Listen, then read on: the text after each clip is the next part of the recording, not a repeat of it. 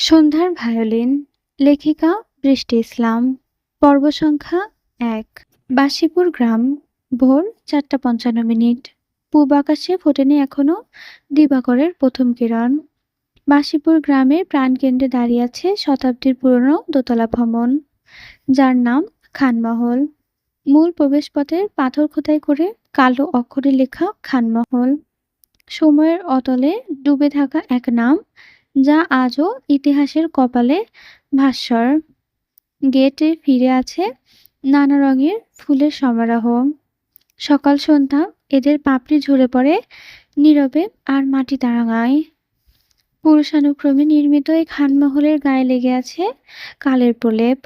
পুরনো কংক্রিটের দেওয়াল, রং ঝলসানো ঘষা মাজার গাত্র, আর সময়ে শ্যাওলায় আচ্ছন্ন এক ধূসর সবুজ ছায়া। এক নীরব কাব্য লেখা রয়েছে দোতলার এই মহলের প্রতিটি ইটে। মহলের পূর্ব দক্ষিণ কোণে শুয়ে আছে শতাব্দীর পুরনো পাথর পাতানো পুকুর, যার জলে আজও নেমে আসে আকাশের প্রতিচ্ছবি। পাশেই বিস্তৃত এক সুসজ্জিত ফুলের বাগান, তার প্রতিটি পড়তেই সৌন্দর্য ফুটে উঠেছে। বাগানে ছড়িয়ে আছে অসংখ্য বৃক্ষরাজি। এই গাছগুলো শত বছরের পুরনো। তাদের ডালে ডালে পাতায় পাতায় ঘুরে বেড়ায় পাখির দল। কিচিরমিচির শব্দে সকালে তারা জাগায় ঘুমন্ত পৃথিবীকে। বাতাসের কানে কানে বলে যায় অসহস্র কথা। ফুলের বাগান জুড়ে সদ্য ফোটা পুষ্পগুলো শরীরের সাথে ছড়িয়ে পড়ে শীতলে, নরম ও গাঢ় সবুজে। ভোরের নিস্তব্ধতা ভেঙে টেলিফোনের তীক্ষ্ণ শব্দ কান চেপে ধরল কেউ। খানমহলের প্রত্যেকটা মানুষ নজরে আসলো সেটি। ফজরের নামাজের জন্য চাদর কাঁধে তুলে সদর দরজার দিকে পা বাড়িয়েছিলেন জনাব আজমল খান। আকস্মিক রিনিনের শব্দে থমকে দাঁড়ালেন তিনি। ভ্রু কুঁচকে গেল তার। এই সময় কে ফোন করলো? মনে মনে প্রশ্ন তুলে দ্রুত টেলিফোনের দিকে এগিয়ে গেলেন। রিসিভ করে কানে তুলতে ওপাশ থেকে ভেসে এলো পরিচিত গম্ভীর কণ্ঠটি। ওয়ালাইকুম সালাম। সালামের জবাবে রুক্ষ স্বরে বললেন আজমল খান। কথোপকথন চলল কিছুক্ষণ। কথা শেষে রিসিভার রেখে গম্ভীর নিঃশ্বাস ফেললেন। মুখে ফুটে উঠল মুগ্ধ হাসি। হঠাৎ ঘরে উচ্চস্বরে ডাক দিলেন, ছোট নিহা, শিফা, সবাই ওঠো তাড়াতাড়ি। ভোরের নীরবতা ছিন্ন হলো। ঘুম জড়ানো চোখে চাদর জড়িয়ে ছুটে এলো তারা। আজমল খানের সহধর্মিণী আলিনা খান উদ্গ্রীব স্বরে জিজ্ঞেস করলেন, কি হয়েছে? এভাবে চেঁচাচ্ছ কেন? আজমল খান মৃদু হেসে বলল, আব্রু ফিরছে আজ, আমাদের ছেলে, এত দিন পর। মুহূর্তে পুরো খান মহল যেন উষ্ণ হয়ে উঠল। সবার চোখে বিস্ময়। আলিনা খান ফিসফিস করে বলল, আব্রু? আমাদের আব্রু? আজমল খান নীরবে মাথা নুইয়ে সম্মতি জানালেন। দীর্ঘ ৮ বছর পর খান বংশের অহংকার আবরার খান আব্রু মাতৃভূমিতে ফিরছে। লন্ডনের কুয়াশা ছেড়ে মায়ের কোলের টানে। মুহূর্তেই খানমহলে শুরু হলো উৎসবের আয়োজন। মাত্রই কলেজ থেকে পড়া শেষ করে বের হয়েছে অহু। তার পুরো নাম আরুরা খান অহুজান, ডাকনাম অহু। গ্রামের শেষ মাথায় একটা কলেজ আছে, বেশ নামিদামি সেই কলেজ, ঐতিহ্যবাহী। অহু সেখানে পড়াশোনা করে। সবার আদরে বাদর বনে গিয়েছে সে। আঁচল এখন অনেকটাই বাচ্চাদের মতো। চাপ সামলাতে পারে না, দায়িত্ব নিতে গেলেই তালগোল পাকিয়ে ফেলে। কেউ একটু কড়া করে চোখ রাঙালেই চোখ ছলছল করে ওঠে তার। অল্পতেই কেটে ফেলে। আর সেই কান্না যেন থামতেই চায় না, বুক ভেসে যায় চোখের জলে। খান বংশের গৌরবময় ইতিহাসে ৩ কর্তার হাতে গড়া। বড় কর্তা আজমল খান অনেক সম্পদের মালিক হলেও তিনি গ্রামের মায়া আর সপ্তাহপচিত এই খানমহলকে ত্যাগ করতে পারেনি। প্রজ্ঞা, প্রতিপত্তি ও রুচিশীলতার নেতৃত্বে তিনি পরিবারের মূল ভিত্তি। তার একমাত্র পুত্র আবরাব খান আব্রু তরুণ বয়সে প্রখর ব্যক্তিত্ব ও অসাধারণ মেধার অধিকারী। লন্ডনের রয়্যাল হলওয়ে ইউনিভার্সিটি থেকে পড়াশোনা শেষে ফিরছে নিজ গ্রামে, নিজ মাটিতে। মেজকর্তা আজমির খানের সংসারে 2 কন্যা ঘিরে। বড় কন্যা উম্মে শিফা খান শান্ত ও গম্ভীর, ছোট কন্যা শেফা খান নিহা কৌতূহলী ও প্রাণবন্ত এবং মোহামেডান সকলের প্রাণ।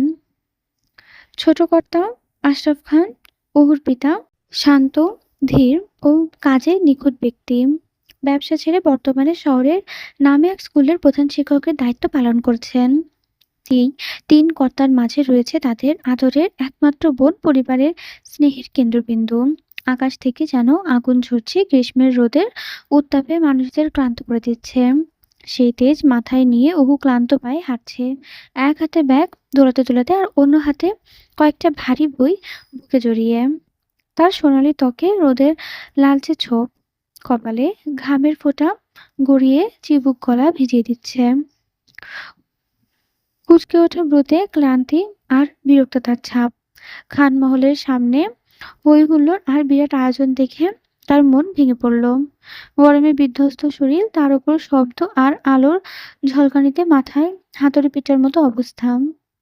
কপালে আঙুল চেপে মালিশ করতে করতে সে সিঁড়ি বেয়ে দোতলায় উঠল। বিরক্ত কণ্ঠে বলে উঠল, আম্মা, আমার রুমে ১ কাপ চা নিয়ে যাবেন? মাথাটা টানটান করছে। কিন্তু সাড়া মিলল না। নিচ থেকে মায়ের কণ্ঠস্বর ভেসে এলো, তুই নিজেই বানিয়ে নে, দেখছিস না কত কাজ। তোর আব্রু ভাই আসছে, মহল সাজাতে সময় লাগছে। রুমে গিয়ে বিশ্রাম নে, মাথা ঠিক হয়ে যাবে। কথাগুলো ওর কানে বিষের মতো লাগলো। তাতে দাঁত চেপে ধরে রাগ সামলালো সে। কোলাহলের মধ্যে তর্কে যাওয়ার অনুমতি মনে হলো না তার। ঘটনাটা এমন হুটহাট-ভাবেই ঘটে এই বাড়িতে। পরে রুমে ঢুকে গেল সে হট করে। বিড়বিড় করে বলতে লাগলো, একজন মানুষ আসছে, তাতে কি এমন হলো? এত হইচই, এত আয়োজন কেন? ধীরে সুস্থে করলেই তো হয়। কি এমন কর্তা সে? সবাই হুমড়ি খেয়ে পড়েছে। যত সব আদিক্ষেতা। ঠোঁট ফুলিয়ে চোখ কুঁচকে বিরক্তি নিয়ে অহু বকে চলল। কলেজ থেকে ফিরে ক্লান্ত শরীর, মাথা ব্যথা যন্ত্রণা, কারোর সঙ্গে কথা না বলে ফ্রেশ হয়ে পালঙ্কে গায়ে এলিয়ে দিল সে। মন বলছে একটু বিশ্রাম করলে ব্যথাটা কেটে যাবে, কিন্তু ঘুমও আসছে না তো চেঁচামেচিতে। এদিকে খান মহল জুড়ে উৎসবের পরিবেশ। রান্নাঘরে খান সাবরা পদে পদে বসে আছে। ভাত বাড়ছে, কেউ এ করছে, কেউ ও করছে। সবাই ব্যস্ত। একটাই কথা সবার মুখে, আব্রু আসছে। আলিনা খানের নির্দেশে সবকিছু নিখুঁত করা হচ্ছে। আজমল খানের একমাত্র ছেলে আব্রু। পরিপাটি পরিবেশে অভ্যস্ত। এলোমেলো দেখলে ভ্রু কুঁচকে ওঠে তার। তাই মহল তার পছন্দ মতন সাজাতে হচ্ছে। অহু একাকী ক্লান্ত শরীরে পালঙ্কে শুয়ে আছে। অস্থিরতা আর থাকতে পারছে না সে। নিচে নামলো। রান্নাঘরে মা ব্যস্ত। রাঁধুনিদের নির্দেশ দিচ্ছে, ভাজি করকরে হবে, মাংসে আস্তেটে গন্ধ যেন না থাকে। অহু চুপচাপ পাশে এসে দাঁড়ালো। হঠাৎ মায়ের চোখে পড়তেই সে কেঁপে উঠল। তুই কি চাস? অহু কাঁচুমাচু মুখে বলল, আসবি, আশরাফ ভাইয়া আসেনি? তিনি জানালেন ফুপি অসুস্থ, তারা কাল আসবে। ওর মুখে কৃত্রিম হাসি ফুটল। বলল, আম্মি, আমি তাহলে নিহাকে নিয়ে ফুপির বাসায় যাই। এই ব্যস্ততা আমার আর সহ্য হচ্ছে না, মাথা ধরছে, শরীর ভাঙছে। নীরা খান দ্বিধায় পড়লেন। প্রথমে আপত্তি করলেন, এখন কোথাও যাওয়ার দরকার নেই। কিন্তু ওর আবদার, যুক্তি আর কান্নায় নত হয়ে শেষমেশ রাজি হলেন। বললেন, আচ্ছা যা, সন্ধ্যার আগে পৌঁছাবি। ফোনে খেয়াল রাখিস। ওহু নিহাকে সঙ্গে নিয়ে যেতে চাইল, কিন্তু আব্রুকের আগমনে উৎসুক নিহা মহল ছাড়ল না। তাই বিষণ্ণ হেসে নিহার কপালে চুমু দিয়ে ব্যাগ গুছিয়ে গাড়িতে উঠল। গন্তব্য ফুপির বাসা। ঢাকা নিকুঞ্জ ৩। গাড়ির জানালায় মাথা রেখে সে মহলের কোলাহলের পেছনে ফেলে শান্তির খোঁজে পাড়ি দিল।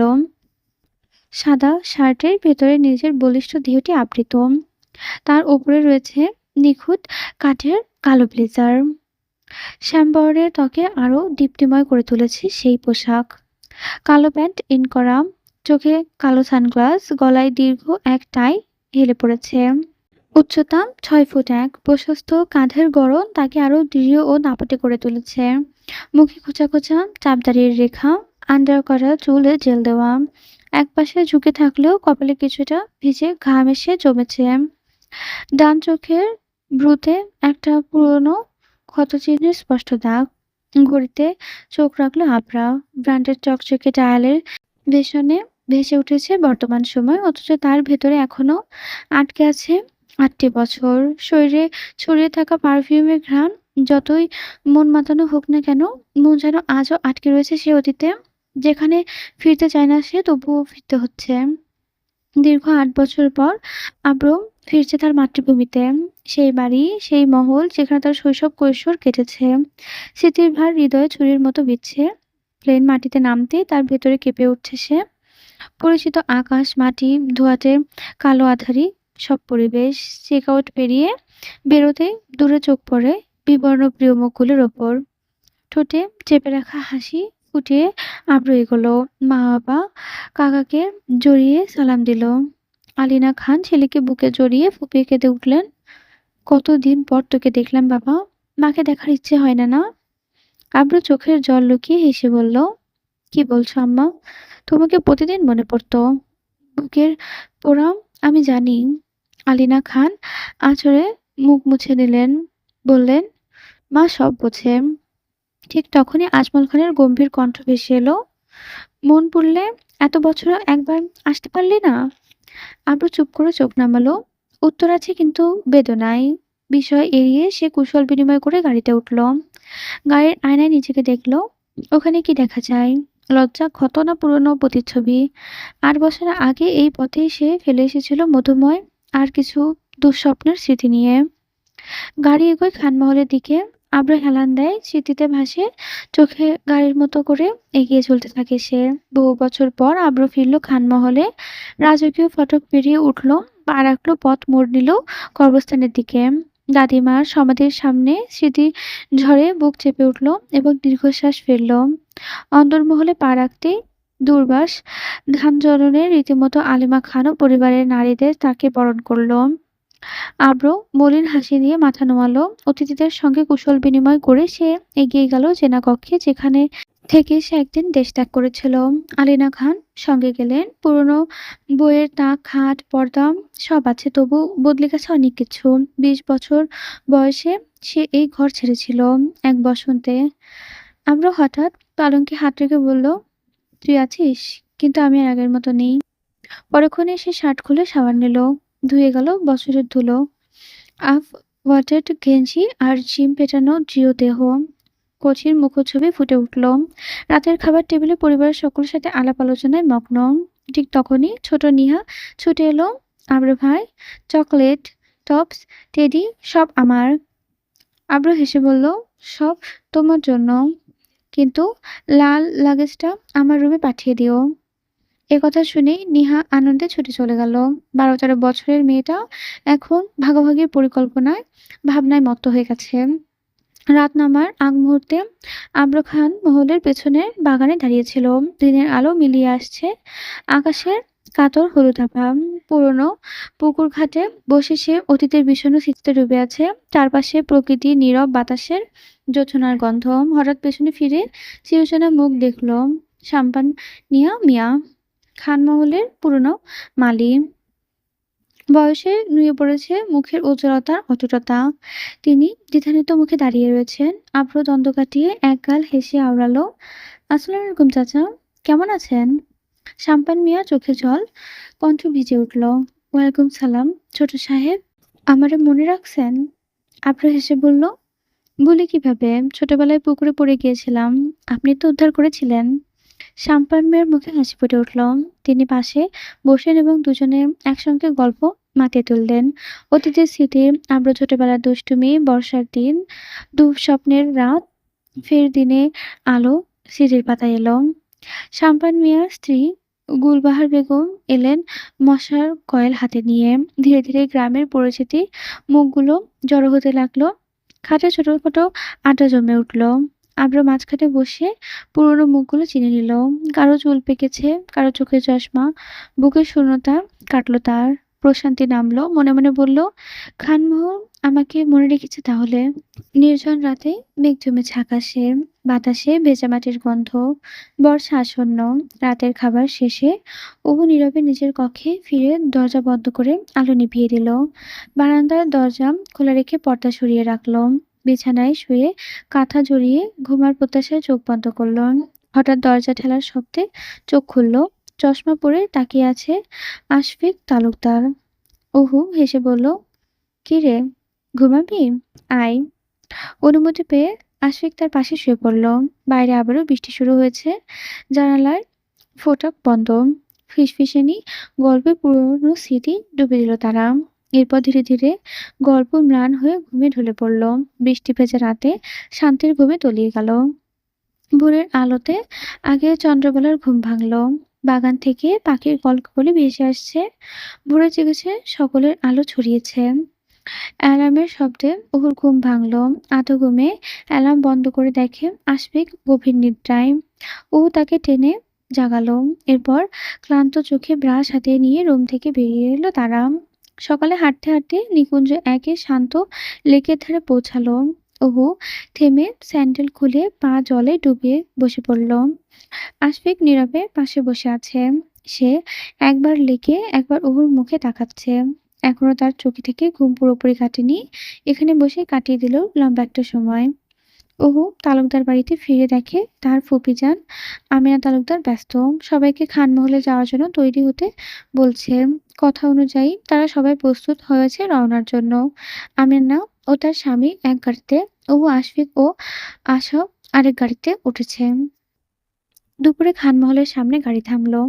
উহু ও আশফিক নেমে ছুটে গেল পুকুর ঘাটে। এখানে নিয়া ও শিবা গল্প করছে আগে থেকেই। হাসি ঠাট্টার মাঝে নিয়া বলে উঠল, "ওহো অপু, আবরার ভাই তোমার জন্য কিছু আনেনি?"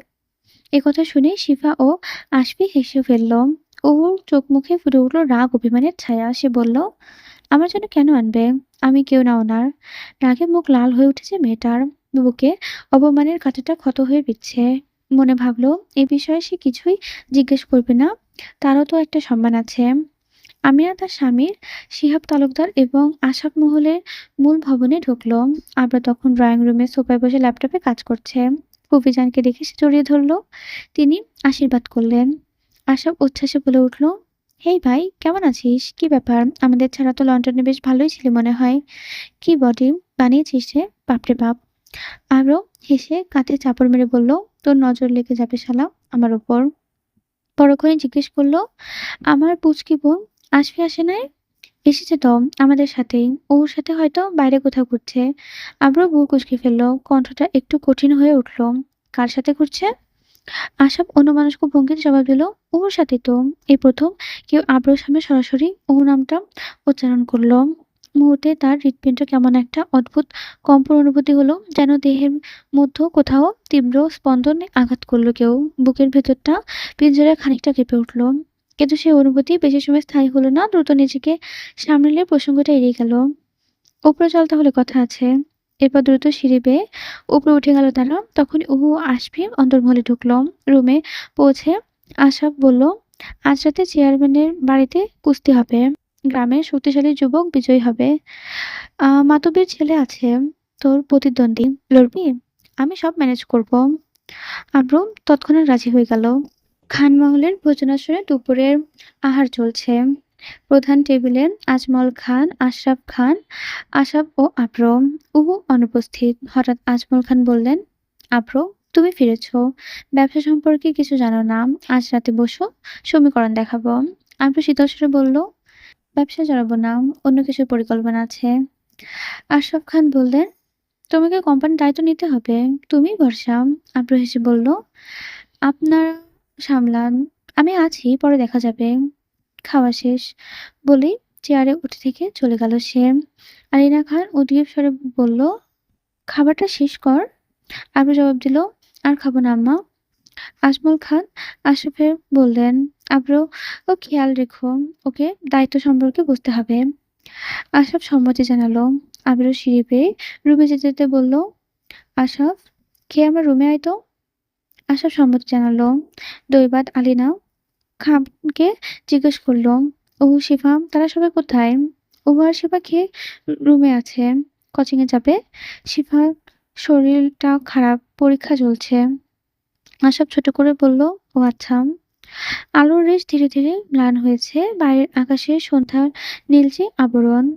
ওহু দুপুরে গড়িয়ে বিকেলে কোচিং এ যাওয়ার প্রস্তুতি নিচ্ছে। চুলটা বেঁধে আয়নার সামনে একেবারে নিজেকে দেখে নিয়ে ধীরে ধীরে সিঁড়ি বেয়ে নিচে নামছে দোতলা থেকে। ঠিক তখনই উপরে উঠে আসার আওয়াজে তার পা জোড়া থেমে গেল। নিচ থেকে নিহা হঠাৎ হাঁক দিয়ে উঠল, আপু, আজ কোচিং থেকে তাড়াতাড়ি চলে এসো। সন্ধ্যায় চেয়ারম্যান বাড়িতে কুস্তি খেলা হবে। আবরু ভাই লড়বে মাতব্বরের ছেলের সাথে। আমরা সবাই মিলে দেখতে যাব কেমন? তুমিও যাবে আমাদের সাথে, বুঝেছো? স্যারকে বলে তাড়াতাড়ি বেরিয়ে আসবে কিন্তু। ও বুড়কুচকে তাকালো। অনাগ্রহ দেখিয়ে সোজাসাপটা উত্তর দিল, আমি কেন যাব? তোরা যা। আমার সামনে এইচএসসি এক্সাম আছে। ক্লাস ফাঁকি দেওয়া মোটেও ঠিক হবে না। কিন্তু ছোট্ট বাদুড়ের নিহা তো ছেড়ে দেওয়ার পাত্রী নয়। সে এক চতুর হাসি হেসে একটু মিথ্যা রং মাখিয়ে বলল, আরে আপু, আবরু ভাই তো বলেছে যেন তোমাকে নিয়ে যায় আমাদের সঙ্গে। ভাই নাকি তোমাকে দেখেনি। এই কথা শুনে ওর চোখে এক চিলতে বিস্ময় খেলে গেল। ভ্রু উঁচিয়ে গেল তার। সে ভীষণ অবাক হলো। ঠোঁটের কোণে সামান্য হাসি লুকিয়ে রেখে বলল, আচ্ছা ঠিক আছে, যাব। এরপর আর সময় না নিয়ে পা বাড়ালো বাইরের দিকে। অন্তরের কোণে সে একান্ত হাসল। মনে মনে বলল, যাক, নিচ থেকে তাহলে আমাকে যেতে বলল। চকলেট আর গিফট না আনার ব্যাপারটা পরে দেখা যাবে। সময় তো পড়েই আছে। অহু কোচিং এর সেন্টারে পৌঁছে তার প্রিয় বান্ধবী পারুল পাশে বসলো। মেয়েটার পুরো নাম তিশা খানম পারু। তার মুখে প্রশান্তির হাসি দেখে পারু জিজ্ঞেস করলো, কিরে, এত খুশি কেন? ও প্রথমে এড়িয়ে যেতে চাইলেও পরে সব খুলে বলল। পারু হেসে বলল, তোর নাম করে বলেছে যেতে। ও অভিমানী গলায় বলল, সন্দেহ আছে? পারু গম্ভীর কণ্ঠে বলল, গিফট আনেনি, কথাও হয়নি, তবুও বলল। অদ্ভুত না? মুহূর্তে ওর কপালে চিন্তার ভাঁজ পড়ে মনের উচ্ছ্বাসে মিলিয়ে গেল তার। কোচিং শেষে বৃষ্টি কাদা মারিয়ে দেরি করে মহলে ফিরল অপু। অন্দরমহলে থমথমে পরিবেশ, সবাই অপেক্ষায় তার জন্য। শিবা রেগে বলল, এত দেরি করেছিস কেন? খেলা শুরু হয়ে গেছে, চল। সবাই তাড়াহুড়ো করে গাড়িতে ছুটল। শিবা ড্রাইভারকে তাড়া দিল, দ্রুত চালাও। সন্ধ্যার অন্ধকারে গাড়ি খানমহল পেরিয়ে ছুটতে লাগলো। বর্ষায় কাদামাখা রাস্তায় গাড়ি চলতে অসুবিধা হওয়ায় খানমহল থেকে চেয়ারম্যানের বাড়িতে পৌঁছাতে 20 মিনিট লাগলো। তারা পৌঁছানোর আগেই কুস্তির আসর শুরু হয়ে গেছে। চেয়ারম্যান বাড়ির পাশে আমবাগানের মাঠে গ্রামের মানুষের ভিড়। বুড়ো যুবক কিশোর শিশু সবাই জমা হয়েছে সেখানে। চিৎকার, বাঁশি, হাততালি শব্দে মুখর মাঠ। মাতব্বরের ছেলে দল আনন্দের ঢেউ তুলছে। খানবাড়ির মেয়েরা ছাড়া নারীদের উপস্থিতি তেমন একটা নেই। শিফা ফোনে আশাবকে খুঁজেও অট্টগোলের কারণ পাচ্ছে না। হুহু ও নিহা ভিড় ঠেলাঠেলিতে পিছিয়ে পড়েছে। তাই অবশেষে সবাই ছাদে উঠে রেলিং ধরে দাঁড়ালো। ঠান্ডা বাতাসে উত্তেজনার কম্পন। ময়দানে দৃশ্য স্পষ্ট। মাঠের কেন্দ্রে কুস্তিগির একে অপরের সাথে চেপে ধরে লড়াই করছে। ধাক্কাধাক্কি, টানাটানি, মাটিতে ফেলার চেষ্টা। রাতের অন্ধকারে চেহারা অস্পষ্ট। শুধু দুই দীর্ঘদেহী পুরুষের লড়াই চোখে পড়ছে। কে আবারও কে মাতব্বরের ছেলে বোঝা যাচ্ছে না। সামনে চেয়ারম্যান মাতব্বর চা খেতে খেতে উপভোগ করছে সবকিছু। শিবা বিরক্ত গলায় বলল, দেরি করলে ভুল করে ফেললাম। সে খানিকটা অসন্তুষ্ট। অহু নীরবে মাঠের দিকে তাকিয়ে আব্রুকে খুঁজছে। হৃৎস্পন্দন বাড়ছে। চশমা ঠেলে ওড়না আঁকড়ে ধরে সিলিং ঠেসে দাঁড়িয়ে আছে সে। হাত পা কাঁপছে। তালু তৈলাক্ত হচ্ছে। হঠাৎ শিফার চিৎকার ভেসে হলো, আব্রু ভাই, চেপে ধরেন। ও ভয়ার্থক চোখে তাকালো। খেলা শেষের পথে। একজন অপরজনকে কাঁধে চেপে গলা জড়িয়ে ধরেছে। চারিদিকে উচ্ছ্বাস, উৎকণ্ঠ। হঠাৎ দৃশ্য বদলে গেল। একজনের বাঁধন ছিঁড়ে প্রতিপক্ষকে মাটিতে আছড়ে ফেলল। মুহূর্তে নিস্তব্ধ গড়ি ধরল সকলকে। পড়ে থাকা কুস্তিগির আর উঠছে না। বাঁশি বাজছে, বিজয়ের চিৎকার, মাঠ কাঁপছে। ও চুপচাপ তাকিয়ে আছে, তার বুক ধুকপুক করছে। হঠাৎ করে মাঠের মাঝে আওয়াজ উঠল, ছোট খান সাহেব জিতেছে। মুহূর্তে ওর হৃৎস্পন্দন তীব্র হয়ে উঠল। চোখ ছলছল করছে তার। দৃষ্টি স্থির হয়ে গেল সেই দৃশ্যে। তার সামনে দাঁড়িয়ে আছে এক বলিষ্ঠ পালোয়ান দেহের পুরুষ। কাঠজোড়া চওড়া, বাহুতে যেন পাথরের খোদাই করা। তার শিরা উপশিরা তপতপ করছে লড়াইয়ের ক্লান্তি আর গর্বে। বুক জুড়ে ঘাম জমেছে, শরীরে বেয়ে টপটপ করে গড়িয়ে পড়ছে ঘামের কণা। চুলগুলো এলোমেলো হয়ে গিয়ে ললাটে লেপ্টে আছে। সে চুলে ছায়া পড়েছে চোখের উপরও। আর তার নিচে একটা মোটা ঘন ভ্রু। তার দৃষ্টি উহুর দিকে। উহুর হৃৎস্পন্দন তখন কেবল একেবার স্তম্ভিত হয়ে থেমে গেল। সময় যেন স্থির হয়ে গিয়েছে। চোখের পলকে সে সরে যেতে পারছে না তার দৃষ্টি থেকে। তাই তাকিয়ে আছে সে সুদর্শন চেহারার লুকালো পুরুষটির দিকে। এই পুরুষকে ব্যাখ্যা করার মতো কোনো শব্দ নেই তার অভিধানে। তার সুদর্শন পুরুষের কাছে সব অক্ষরই নতজানু। মুখে ওড়না গুজে রাখা আব্রু চিনতে পারল না ওকে। এক পলকে তার দৃষ্টি সরিয়ে নিল অন্যথায়। হঠাৎ ওর মনে হলো সে কি চিনতে পেরেছে তাকে। এই মুখ কি সে আগে কোথাও দেখেছে? এই দৃষ্টি কি কোনোদিন তাকে খুঁজে গেছে? নাকি এ এক মোহ? সত্যি তাহলে কি? হঠাৎ নিহার ধাক্কায় তার ঘাড় ভাঙল। চলো আপা, আবরার ভাইয়ের কাছে যাই। ওর মন সায় দিল না। অজানা ভয়ে তার বুক কাঁপছে, মাথায় ঘোলাটে স্মৃতি, কপালে তীব্র ব্যথা। সে নিহাকে জোর করে নিয়ে চেয়ারম্যানের বাড়ি থেকে বেরিয়ে এলো। ফিরতি পথে আবরার প্রতিচ্ছবি বরাবর ভেসে উঠল চোখের পাতায়। মাথা ঝিমঝিম করছে, পরিচিত মুখ, তবু স্মৃতি অস্পষ্ট। কিন্তু কেন? মূল রাস্তায় যেতে কয়েকটি বাড়ি আর ছোট বাগানে পেরোতে হলো। রাস্তা ফাঁকা, সবাই কুস্তির মাঠে। নিহা বিরক্ত, জোর করে তাকে নিয়ে আসার কারণে। হঠাৎ সে পেছনে ফিরে বলল, ও আপা গো, কানায় পাগল আসছে। এ কথা শুনে ও আঁতকে উঠল, ওড়না চেপে ধরল। এরপর রিহান হাত ধরে দ্রুত হাঁটতে লাগলো। ভাগ্যক্রমে একটা রিক্সা পেয়ে রোকা হলো তাদের। সন্ধ্যার পর খানমহলে ফিরল তারা। অন্তর্মহল থমথমে পরিবেশ। নীরা খান তীক্ষ্ণ গলায় জিজ্ঞেস করলো, তোরা একা ফিরলি কেন? বাকিরা কোথায়? হ্যাঁ। ও ক্লান্ত মুখে বলল, ভালো লাগছিল না, মাথা ব্যথা করছিল, তাই আমরা আগে চলে এসেছি, বাকিরা আসছে। বলে চোখের পলকে রুমে ঢুকে গেল। এরপর পোশাক বদলে ধুয়ে মুছে পরিষ্কার হয়ে গেল সে। কিছুক্ষণ পর কিশোরদের কোলাহলে খানমোহন মুখর। আব্র দল ফিরেছে। ও ব্যালকনিতে দাঁড়িয়ে দেখলো সবাই আনন্দ ফুর্তি করছে, তবে আব্র তাদের মাঝে নেই। সম্ভবত সে আগেই নীরবে মহলে ঢুকে পড়েছে। রাত গড়িয়ে 10টা 30। আজ ও অনেকটা দেরি করেই খাবারের জন্য নিচে নেমে এলো।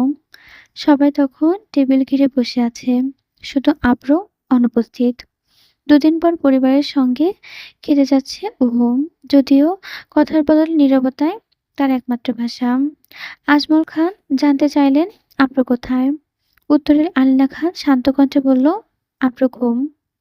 এরপর আশফিক মুখ তুলে হেসে উঠল, ও, কাল আব্র ভাই আমাদের ট্রিট দিয়েছে, তুইও যাবি আমাদের সাথে, ঠিক আছে? ও চোখ তুলে তাকিয়ে সায়জা নিয়ে মাথা নাড়ালো, তবে তার মনে দ্বিধা, সে কি আদৌ যাবে। খাবার শেষ করে দোতলায় পৌঁছাতে পৌঁছাতেই থেকে সে আলিনা খান থেকে জানতে দিল, কাল মহলে অনুষ্ঠান আছে, কলেজ ভার্সিটি কোচিং সব বন্ধ, সবাই থাকবে। কথাগুলো ও শুনলো, তবে কিছু বলল না। নিজের রুমে ফিরে বিছানায় শুয়ে পড়ল। চোখে ঘুম আসছে না, চোখের পাতা ভারী হয়ে যাচ্ছে, কিছুতেই সে ঘুম আনতে পারছে না, তাই হাত বাড়িয়ে ফোনটা তুলে নিল। নিশীথের নিস্তব্ধতা ছড়িয়ে আছে চারপাশে। খানমহল ডুবে আছে ঘুমের ঘোরে। ঘর অন্ধকারে মোড়া, আকাশ যেন নিজের বুক জুড়ে ধারণ করে আছে এক অমাবস্যায় ভারাক্রান্ত রাত। চাঁদ নেই, নেই তার জোছনাও। মেঘের কুলন্ত ছুঁয়ে লুকিয়ে পড়েছে সে অদূরে। এমন এক নির্জন রাতে আভ্র চোখ হঠাৎ খুলে গেল। নিভু নিভু আলোয় অক্ষি যুগল এক অচেনা আবেশে আতশোয়া হয়ে বসে উঠল সে। দেওয়ালে ঝুলতে থাকা ঘড়ির সময় জানাচ্ছে রাত বেজেছে 1টা। ধারণা করল সবাই গভীর ঘুমে পৌঁছে আছে। খানমহলের অন্দরমহলে নেমে এসেছে নিশ্চিন্ত নিস্তব্ধতা। রুমের টেবিলে রাখা রাতের খাবার চোখে পড়ল। নিশ্চয় আলিনা খান রেখে গেছে তার জন্য, কিন্তু খিদে নেই। আমরা এখন চায় এক গভীর নেশা লাগালো ধোয়া ওঠা সিগারেট। চুপিসারে ট্রাউজারের পকেটে সিগারেট প্যাকেট খুঁজে বের করে নিল রুমে থেকে। বাইরে পা বাড়ালো, বুঝতে পারল ভিজে মাটি। নিশ্চয় তার ঘুমের আড়ালে এক বিরাট বর্ষণ হয়ে গেছে। চুপচাপ পা টিপে টিপে সে চলে এলো পুকুর ঘাটে। নীরব রাত। পুরনো সিঁড়ির ধারে বসে সিগারেট ধরল আপ্রম। ম্যাচের কাঠি ক্ষণিকের জন্য জ্বলে উঠে নিভে গেল। এটি ছুঁয়ে দিল পুকুরকে। জলের ধারে বসে আছে সে। কলসা ধোয়া তীরে ছোঁয়া আসা বাতাসে মিশে যাচ্ছে, এক টান দুই টান। হঠাৎ পাশে কদম গাছের দিকে ঝরে পড়ল একটা কদম ফুল। আবার নীরবে উঠে গিয়ে কুড়িয়ে নিল ফুলটা। চোখ দুটো তুলে তাকালো গাছটার দিকে, যেন বহু বছরের কোনো অমলিন স্মৃতি তাকে ফিরিয়ে দিতে চাচ্ছে সে। ঠোঁট ফেটে উঠল একটি হাসি। হাতে উঠল কদম জোড়া নিয়ে সে আবার ফিরে এলো ঘাটে। ঠিক তখনই পকেটে মোবাইলটা কেঁপে উঠল। স্ক্রিনে ভেসে উঠল একটি মেসেজ। এক ঝটকায় ছিন্ন করে দিল তার মস্তিষ্কের আবরণ। বাড়তি দেখে স্থির হয়ে দাঁড়িয়ে রইল কিছুক্ষণ। মুহূর্তে সিমটি খুলে নির্বিকার ভঙ্গিতে ছুঁড়ে ফেলে দিল পুকুরে। পরক্ষণেই চুপচাপ ঘরে ফিরে এলো। রুমে এসে আব্র সাদা একটি শার্ট ইন করে পরে নিল, তার সাথে কালো ব্লেজার, হাতে ঘড়ি। চুল আঁচড়ানোর সময়টুকু তার নেই, তবে পারফিউম ছিটিয়ে নিল শরীরে। ব্যাগে গুজে নিল পাসপোর্ট আর কিছু দরকারি জিনিসপত্র। গাড়ির চাবিটাও সঙ্গে নিল। এত রাতে সে কোথায় যাচ্ছে? নিঃশব্দে অন্দরমহলের সিঁড়ি থেকে নেমে বেরিয়ে এলো সে, যেন কেউ জেনে না ওঠে এবং প্রশ্নের মুখোমুখি না হতে হয় তাকে। মহলের মূল দরজায় আলতো করে খুলে বেরিয়ে গেল সে, পুনরায় বন্ধ করে গাড়ির দিকে এগোলো। ঠিক তখনই এক অদৃশ্য টানে তার চোখ আটকে গেল দোতলার বারান্দায়। টিমটিমে আলোয় এক রহস্যময় ছায়ামূর্তি অশরীরের মতো দাঁড়িয়ে আছে। আব্রু স্থির দৃষ্টিতে সেখানে তাকালো। এত রাতে বারান্দায় কে দাঁড়িয়ে আছে? তার মনে হলো আকাশের গগনে ঝুলে থাকা চাঁদের নিচে দাঁড়িয়ে আছে তারই প্রতিচ্ছবি, একজন জীবন্ত চন্দ্রবালা। ভাবল শশীর মতোই সে আরেক চন্দ্রবালা। দুজনেই যেন একে অপরের ছায়া, একে অপরের পরিপূরক। মেয়েটার মুখ দেখা যাচ্ছে না, আবরার দিকে পিঠ দিয়ে দাঁড়ানো, কাঁধ অব্দি এলোমেলো চুল, হিম বাতাসে আলতো দুলছে, পরনে সাদা সালোয়ার কামিজ। আব্র গভীর মনোযোগ দিয়ে পরখ করলো সে প্রতিচ্ছবিটা। চোখে ভেসে উঠল মহলের প্রতিটি নারীর মুখ। আব্র দেখেছে সবাইকে। কারো চুল এমন খাটো নয়, কারণ কারো কেশ এমন ঘাড় ছোঁয়াও নয়। কেবল একজনই আছে যার কেশ এমন। তার অন্তঃস্থল থেকে একটা নামই এলো, কুহুজান। এই নামটি উচ্চারিত হতে আব্র বুকের পাঁজরে বিদ্যুতের চমক খেলে গেল। শ্বাস নিঃশ্বাসের গতি তার হঠাৎই অস্থির হয়ে উঠল। এক অজানা অস্বস্তি ছড়িয়ে পড়ল শরীরের রন্ধ্রে রন্ধ্রে। মনে হলো এক অন্ধকার অধ্যায়, যাকে আব্র বহু আগেই মনের পাতা থেকে ছিঁড়ে ফেলেছিল, যাকে সে গলা টিপে দাফন করেছে মনের গহীনে। সেই স্মৃতি আজও চুপচাপ পাশে আছে, বসে আছে, নিঃশব্দে রক্ত ছড়ায় তার। অপু নিজের কক্ষে ফিরে গেল। আব্র আর দাঁড়ালো না। বুক ভরা দীর্ঘশ্বাস ছেড়ে দ্রুত গাড়িতে উঠে বসলো সে। গাড়ির চাকা গড়িয়ে চলল মহলের ফটকের দিকে। দুজন পাহারাদার তখনও প্রহরে দাঁড়িয়ে আছে। একজন গম্ভীর কণ্ঠে জানালো, ছোট সাহেব, আপনি এত রাতে কই যান? অবশ্য প্রশ্নটা আবার কান পর্যন্ত পৌঁছালো কিনা সন্দেহ। কিভাবে বা পৌঁছাবে? তার মস্তিষ্ক জুড়ে তখন ঘুরপাক খাচ্ছে উপস্থিতি, অস্পষ্ট কিছু প্রতিধ্বনি, অস্পষ্ট কিছু প্রতিচ্ছবি, কিছু কথা, কিছু দৃশ্য, কিছু অতৃপ্ত অনুভব। নিজের ভেতরে নিজের সঙ্গেই প্রশ্নোত্ত দিচ্ছে সে। ভীষণ এক লড়াই লিপ্ত সে। অপু আজ কুস্তির ময়দানে আব্রকে দেখেছিল। সে কি চিনতে পেরেছিল আব্রকে? হয়তো না, কিন্তু আব্র তো জানে না তার দিকে তাকিয়ে থাকা ওই মূর্তিটি হচ্ছে অপুর। ওর ভেতরটা উল্টোপাল্টা হয়ে দিয়েছে সেই মুহূর্তটা। আব্র অদ্ভুত এক অস্থিরতা নিয়ে প্রশ্নে তাকালো সে। ওহো, তোকে আমি কিভাবে এত সহজে ভুলি? অথচ তুই তো খুব সহজেই ভুলে গেছিস আমাকে, তাই না? আমার কথা তো তোর মনেই নেই। কে আমি, কি ছিলাম তোর জীবনে? কোন জায়গাটা ছিল আমার সে অতীতে, যেটা তুই আজ মুছে ফেলেছিস? তুই তো সব ভুলে গেছিস, সন্ধ্যার ভায়োলিনের সুরের মতো হারিয়ে গেছিস। তুই কি কোনো এক সন্ধ্যাবেলায় কয়েক মুহূর্তের জন্য হলেও আমি মনে করবি? তবে একটাই আফসোস, হয়তো তোকে নিয়ে অতীতের পাতায় আর ফেরা হবে না কোনোদিন। আমাদের ঘিরে নতুন করে জমে উঠবে না কোনো স্মৃতি।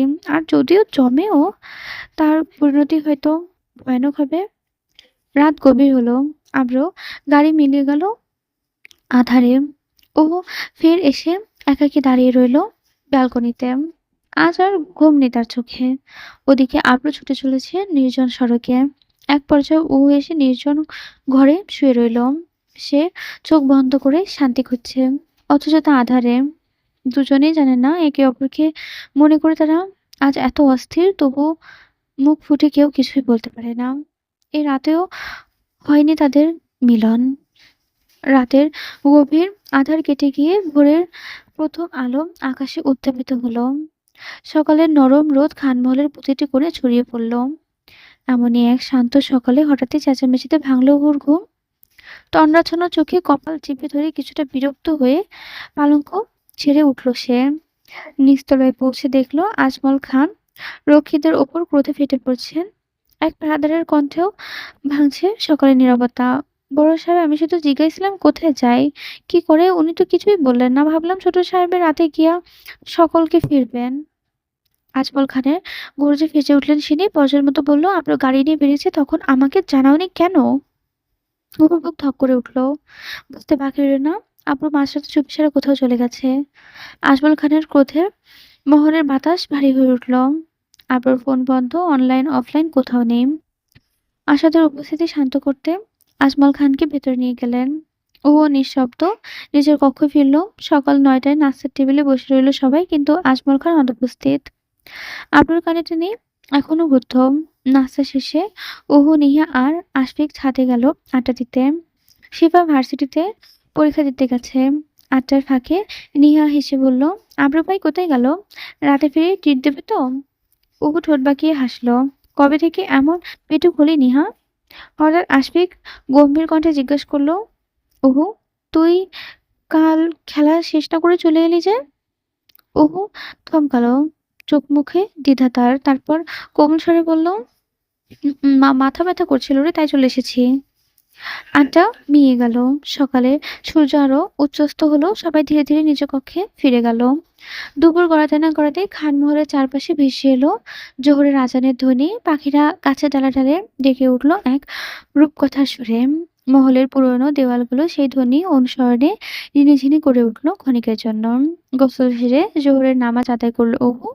আজ খানমহলে এক বিশেষ আয়োজন হচ্ছে আব্রুকে স্বাগতম জানিয়ে। অবশ্য যার জন্য এত কিছু সেই মানুষটা এখনো অনুপস্থিত। আমরা এখনো ফিরে আসিনি। কেউ জানেও না তার খবর। ফোন বন্ধ। মহলের প্রতিটি মানুষ চিন্তিত, উদগ্রীব। বিশেষত আলিনা খান, মা হিসেবে যন্ত্রণা লুকোতে পারছেন না তিনি। বারবার ফোন করে যাচ্ছেন। অকারণে কাউকে দোষ দিচ্ছেন না ঠিকই, কিন্তু আতঙ্ক তার চোখের কোণে স্পষ্টই। ও নিজেকে আয়নার সামনে দাঁড় করালো। ধবধবে সাদা চুড়িদার, হালকা সাজ, কপালে ছোট একটি টিপ, ঠোঁটে একটু হালকা লিপস্টিক, চোখে টান টান কাজল। হয়তো এই সাজটা একটু বেশি নিখুঁত হয়ে গেছে তার জন্য। মনে মনে নিজেকে প্রশ্ন করলো, আচ্ছা, আব্রু ভাইয়া কি আমাকে দেখে থমকে যাবে? বলবে, তোকে তো আজ একেবারে অন্যরকম লাগছে। কথাটা ভাবতেই লজ্জায় হেসে ফেলল সে। নিহা আর আশফিক এসে ওর সঙ্গে নিচতলায় গেল। হলরুমে অতিথিদের জড়সড় অবস্থা। সবার একটাই প্রশ্ন, আব্রু কোথায়? আজমল, আলিনা খান কিছু একটা বোঝানোর চেষ্টা করেছেন, কিন্তু তারা গভীরভাবে চিন্তিত। শিফা, অপু, আশফিক ছবি তুলছিল। হঠাৎ একটা অচেনা মেয়ে বলে উঠল, অপু, তুমি হাসছো না কেন? ফ্যাকাশে লাগছে যে ছবিগুলো। শিবা মৃদু হাসলো, কিন্তু অপুর বুক ভারী। হাসি অনুপস্থিতির কারণ কি ক্লান্তি, না অজানা টান? পারুলের আগমনে পরিবেশটা জনমনে হলো। ও তার সঙ্গে গল্পে মাতলো। হঠাৎ অট্টহাসিতে ফেটে পড়ল। বাইরে থেকে দৌড়ে এসে উদগ্রীব কণ্ঠে আশরাফ হাঁক ছুড়ে দিল, আবু লন্ডনে চলে গেছে, আমাদের মাত্রই মেসেজ করেছে। মুহূর্তে হলরুম থমকে গেল। আজমল খানের চোখ রক্তিম, রাগে ফেটে পড়ছেন তিনি। সহধর্মীর উপরও রাগ বাড়ল। তোমার ছেলে আমাকে অপমান করলো? আলিমা খান শান্ত করার চেষ্টা করলেন তাকে, কিন্তু তিনি চেঁচিয়ে উঠলেন, আর একটা কথাও নয়। অতিথিরা ফিসফিস করছে। বিশ্রী পরিবেশ সৃষ্টি হয়ে গেল। আজমিন খান তাকে বাইরে নিয়ে গেল। আলিনা খান ক্লান্ত কণ্ঠে ঘোষণা করল, অনুষ্ঠান শেষ। ও হতাশা রুমে ফিরল। কিছুক্ষণ গল্পগুজব করে পারলো বিদায় নিল। রুমে একাকী হয়ে গেল সে। পালঙ্কে গা এলিয়ে দিল। চোখ বুজতেই ভাবলো, আব্রু ভাই কেন চলে গেল? কবে ফিরবে? আমি কি আর তাকে দেখতে পাবো না? তাকে আমার পরিচিতি মনে হয় না। সে কি আমার পরিচিত কেউ? কোথাও যেন আগে দেখা হয়েছিল বলে মনে হয়, কিন্তু কোথায়? ভেতরটা হাহাকার করে উঠল তার। চোখ দুটো ভার হয়ে এলো। অতল এক অভিমানে চেপে বসলো বুকের ওপর। কত শত প্রশ্ন মাথার ভেতর ঘুরপা খেতে খেতে লাগলো। ক্লান্ত হৃদয়টা একসময় ঘুমিয়ে পড়ল সে। সময়ের উৎসব মিলিয়ে গেল এবং নিস্তব্ধতা ছেয়ে ফেলল। আব্রু হয়তো ইংল্যান্ডে পড়ে কোথাও নির্বিঘ্নে হাঁটছে। এখানকার বিশৃঙ্খলার কোনো খবর তার কাছে নেই। ইংল্যান্ডের ফ্লাইটে নেমে ক্লান্ত আব্র ইমিগ্রেশন পেরিয়ে বেরোতেই দেখলো জিসা আর ডেভিড ফার্নান্দাস অপেক্ষা করছে। ডেভিড তার দীর্ঘদিনের সহচর ও লন্ডনের ফ্ল্যাটের সঙ্গী। সে এগিয়ে এসে আব্রুকে জড়িয়ে ধরলো, বলল, হেই, কোনো সমস্যা হয়নি তো আসতে? আমাকে বলতে পারতি, তোকে অনেক মিস করছিলাম। আব্রু সংক্ষেপে উত্তর দিল, আই মিস ইউ টু। জিসানের মুখে নিখার আনন্দ। তিনজন কথা বলতে বলতে দুইগামী ফ্লাইটে চলে গেল। দীর্ঘ ভ্রমণের ক্লান্তিতে ফ্লাইটের কেবিনে বসে আব্রু চোখ বুজল। বিমানের গুনগুন শব্দে ঘুম এলো তার। হঠাৎ কল্পনায় ভেসে উঠল এক ছায়ামূর্তি, ব্যালকনিতে দাঁড়ানো, এলোমেলো চুল কাঁধে ঝোলানো, অন্ধকার মুখোশ স্পষ্ট। সেই উপস্থিতি আব্রুর স্মৃতির গহীনে ঘুরে বেড়াচ্ছে। চমকে জেগে উঠে সে দীর্ঘশ্বাসে ফেলে ফিসফিস করে বলল, স্পষ্ট সাক্ষাতে তুমি আমার মস্তিষ্কে পিছু নিয়ে নিয়েছো। বুঝো কতটা ভয়ানক তুমি? হঠাৎ আব্রুর পাশে তাকিয়ে দেখলো জিসান তার কাঁধে মাথা দিয়ে ঘুমিয়ে পড়েছে। বিরক্ত হয়ে তাকে সোজা করে বসালো। অন্য পাশে ডেভিড ফোন ঘাটছে। আব্রু চুপচাপ বসে রইল। ঘুম আর এলো না তার। সূর্য তখন ক্লান্ত বিকেলের কাঁধে মাথা রেখে হেলে পড়েছে পশ্চিমে। ঠিক সেই সময় ঘুম ভাঙল উপর। আলিনা খান পালঙ্কে শুয়ে পড়েছে, অভিমানের ক্লান্ত মুখখানা তার। আজমল খানের ক্ষোভ আর আব্রুর হঠাৎ প্রস্থান তার হৃদয় ছুরির মতো বিচ্ছে। মহল শূন্যতায় ডুবে গেছে। ওর মন ভারী, শ্বাসরুদ্ধ পরিবেশ তাকে ক্লান্ত করছে। নীরব চরণে হেঁটে সে পুকুরের দিকে আগলো। মহলের পেছনে পুরনো সিঁড়িতে বসে পুকুরের জলে ডুবে ঢেউ দেখল। হঠাৎ তার নজর পড়ল পাশে রাখা দুটো শুকনো কদম ফুলে। বোঝা যাচ্ছে কেউ হয়তো এখানে রেখে গেছে। ও হাত বাড়িয়ে নিল সেই শুকিয়ে যাওয়া দুটো ফুল। পাপড়িগুলো আলতো করে ছিঁড়ে ফেলতে লাগলো অথৈ জলে। হঠাৎ গলা ছেড়ে বেরিয়ে এলো একটি গান। বুকের ভিতর নোনা ব্যথা, চোখে আমার ঝরে কথা, এবার ওপার তোলপাল একা। যাও পাখি বলো তারে, সেজন্য ভুলে না মরে। সুখে থেকো ভালো থেকো, মনে রেখো এ আমারে। সোনারও পালঙ্কের ঘরে রেখেছিলাম তারে। গুনগুন করে গাইতে গাইতে উহুর বুকের ভেতর হঠাৎ মোচড় দিয়ে উঠল। আব্রুকে একবার শুধু আর একবার দেখার একটা অদম্য ইচ্ছা মাথাচাড়া দিয়ে উঠল তার। তার প্রস্থানে যেন ব্যথা বেড়ে চলছে তার। প্রথম দেখায় তার রূপে মুগ্ধ হৃদয় কম্পিত। ও আনমনে আওড়ালো, ব্যাপারটা এমন নয় যে আমি প্রথম দেখাতেই ভালোবেসে ফেলেছি তাকে। তার সৌন্দর্য আমার চোখ উপভোগ করতে যাচ্ছে আসলে। মুগ্ধ হয়ে আমার পৃথিবীটা থমকে যেতে চাচ্ছে। তার সাথে দর্শনের প্রহরে যেন থেমে যায় এই পৃথিবীর সকল হাওয়া, থেমে যায় আলো অন্ধকারের গতি, যেন থেমে যায় আমার নিঃশ্বাস। যার দরুন আমার পাঁজরে কম্পন শুরু হয় আর আমি অস্থির হয়ে পড়ব। কেন আব্রু ভাই কিছু না বলে লন্ডনে চলে গেল? কেন পরিবারকে কষ্টে ফেললো? মায়ের হৃদয়টা রক্তক্ষরণ ক্ষতবিক্ষত করে গেল। প্রশ্নের উত্তর নেই, আছে শুধু দগদগে যন্ত্রণা। ওর মন অস্থির, ভাবনার ঠিকানা হারিয়ে ফেলেছে অনেক আগে। বিষণ্ণ মনে সে বড় চাচির রুমে গেল। চাচির শরীর খারাপ, রক্তচাপ বেড়ে গেছে, কষ্টে ছটফট করছে তিনি। বারবার আব্রুর নাম নিচ্ছে। এই করুণ দৃশ্য দেখে ওর মনটাও ভার হয়ে উঠল। সে নিরাসক্তি, সে উদাসীন। ও এতক্ষণে আব্রুর জন্য অনুভব করছিল যা, তা যেন এক নিমেষে হারিয়ে গেল। ঠোঁটে দুটো রক্ত জবার মতো কাঁপতে লাগলো তিত্তির করে। আর সেখানে দাঁড়াতে না পেরে নীরবে রুম ফিরে চলে এলো সে। নিজেকে সামলে মাগরিবের নামাজের জন্য মহলের নিচতলার নামাজ ঘরে চলে গেল। পরদিন দুবাই। ভোরের আলো কোনোমতে ফুটতেই এক বন্ধ কারাগারে গা ছমছমে নিস্তব্ধতায় ভাঙছে পচা মাংসের গুমোট গন্ধে। সেই গন্ধ জীবন্ত সাপের মতো বাতাসে ছড়িয়ে পড়েছে, নাকের ভেতর দিয়ে সোজা স্নায়ুতে বিচ্ছে, শরীরের প্রতিটা কোষকে পিষিয়ে তুলছে। পচা লাশের সেই নরকীয় দুর্গন্ধ ক্যাডাভার্সিং আর ডুপ্লেসিন মিশনের রটের ফ্লিক্সের মতো ঘন, ফেকিসের মতো তীব্র, রটনের এগোসের মতো সালফারযুক্ত। মানুষের নাককে শুধু আক্রমণ করে না, স্নায়ুতন্ত্র ক্ষতিগ্রস্ত করে, মাথা ঘুরিয়ে দিয়ে বমি করায়, হার্টবিট বাড়িয়ে ফাইবার অফ ফ্লাইট রেসপন্স বাড়ায়, বাতাস ভারী চাপা অদৃশ্য আতঙ্ক ভরায়। প্রতিটা শ্বাসে সেই গন্ধ মিলে স্নায়ুকে কুঁকড়ে যায়, চোখ জ্বালা করছে, গলা শুকিয়ে যায় এবং ক্ষণিকের জন্য অ্যাফ্রোজোমা টক্সিক হয়ে ওঠে শরীর। হেক্সডিস্কের এমনকি শ্বাসযন্ত্রের স্থায়ী ক্ষতি ঘটাতে পারে। ফ্লোর জুড়ে ছড়ানো টকটকে রক্তের ধারা লাল, চকচকে তরল এক অংশ এখনো ধীরে ধীরে ছড়িয়ে পড়ছে। কোথায় খোয়াগুলো টেট হয়ে কালচে আঠালো দাগে পরিণত হয়েছে। তা পায়ে লাগছে, চপচপ করছে। চামড়ায় লেগে যায় এমন সেই লোহায়িত রক্তের ধাতব গন্ধ মিশে যাচ্ছে। কিছুক্ষণ আগে এই ঘরে ঘটেছে এক নৃশংস নির্মম হত্যাকাণ্ড।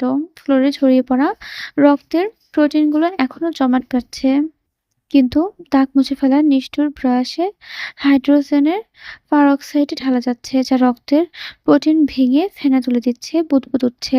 আর মৃতদেহটি, সেটি আর স্বাভাবিক নেই। একটা ভারী ধাতব ড্রামে টেবিলের ধারে রাখা, যেখানে হাইভ্যালেন্সি অ্যাসিডের তীব্রতা ধীরে ধীরে গলছে। এর রাসায়নিক জাল বা মাইস্টার মিশে অ্যাসিডে পরিণত হচ্ছে। প্রথমে স্কিন পেনিস্ট্রেট করে ফ্লুরাইড আয়রন রিলিজ করে, যা টিস্যুর গভীরে ঢুকে লিকুইফেটিক্স নেক্রোসিস ঘটায়।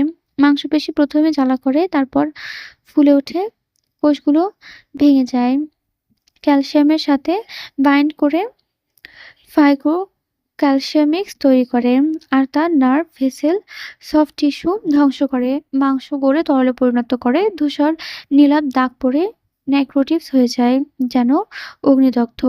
এটি অ্যাসিডের ধীর ক্ষয় অ্যাপ্রিমাটিক্স ভেঙে ডার্মিসে ঢোকে, মাস্কেল লেয়ার পৌঁছে মাংসকে তরল প্লাসে পরিণত করে, তারপর হাড়ে পোড়ায়।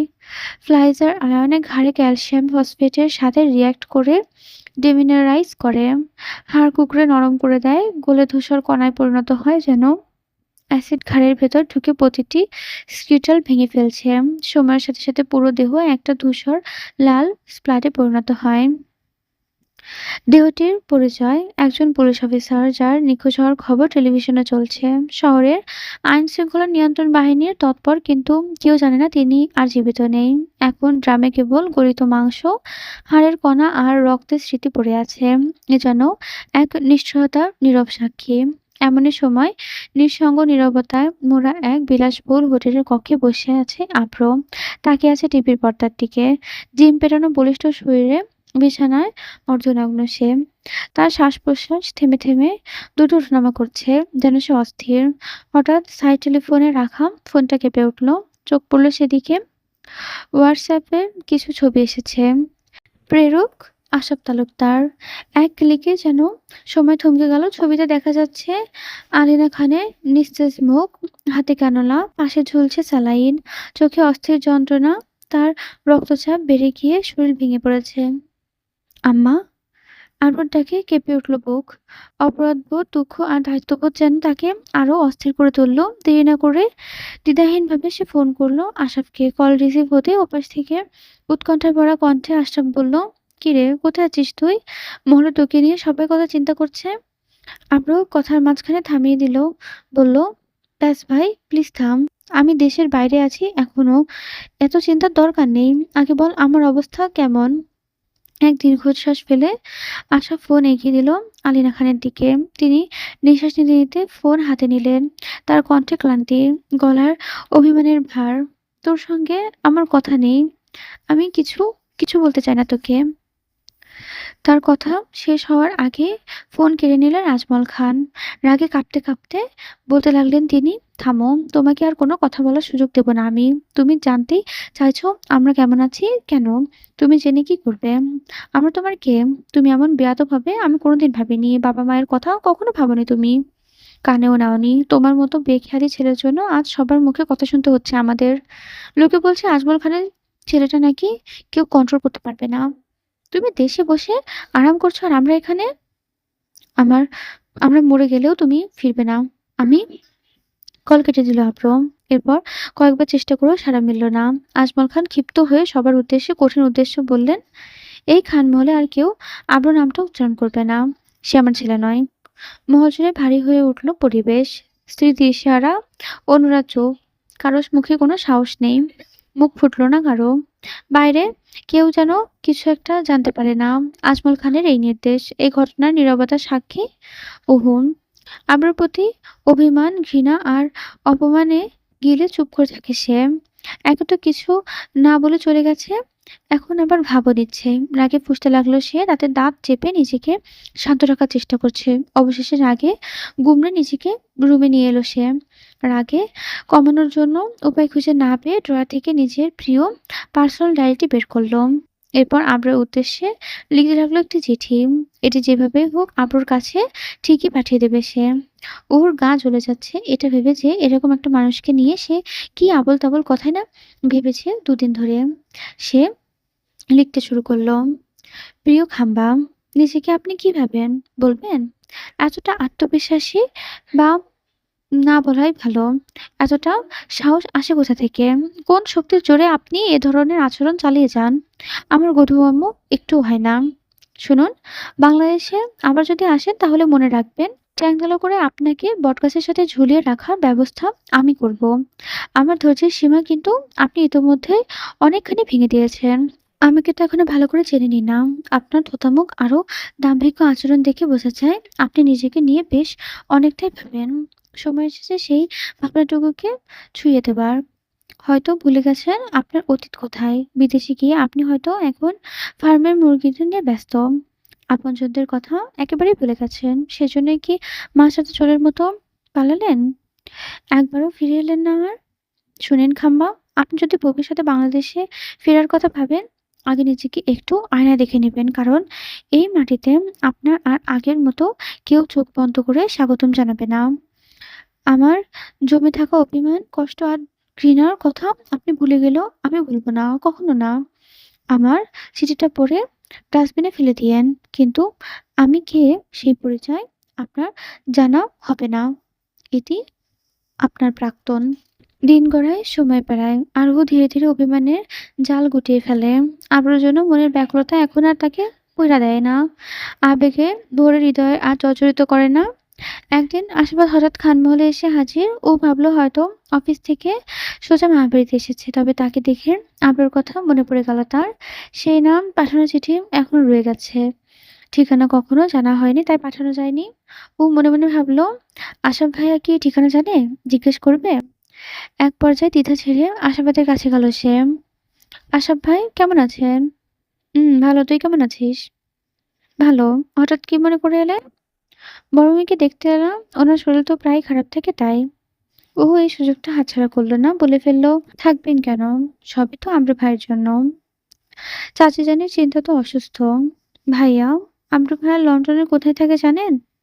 আশাপ কপাল চুলকে বলল, জানি। কেন? একটু দরকার ছিল। ঠিকানাটা দেন প্লিজ। ঠিকানা দিয়ে তুই কি করবি? ও চারপাশে তাকে নিচু গলায় বলল, একটা চিঠি পাঠাতে চাই আম্র ভাইয়াকে ফিরিয়ে আনতে। সবাই তো ওনার উপর রেগে আছে। আনা ভেসে ফেলল। ও, তুই আব্রুকে দেশে ফেরাতে চাস? ঠিক আছে, হোয়াটসঅ্যাপ পাঠিয়ে দেবো। ঠিক আছে, কিন্তু এটা কাউকে বলো না। আব্রু ভাইকেও না। কথা দাও? আশা মাথা নিয়ে সম্মতি জানালো। ও দ্রুত দোতলায় উঠে গেল। আফসান পেছন থেকে তাকিয়ে হাসলো হালকা, তারপর চলে গেল। ও ঘরে এসে পালঙ্কে বসলো। কোনো কৌশল চড়িয়ে ভাবলো, আশা ভাইয়া কিছু ভুল বুঝলো না তো? ধুর, এসে ভেবে লাভ নেই। দীর্ঘশ্বাস ফেলে জানালার বাইরে আকাশের দিকে তাকিয়ে রইল সে। মনে মনে জমে থাকা অভিমানগুলো বিষণ্ণতায় ছায়া ভেঙে রইল যেন।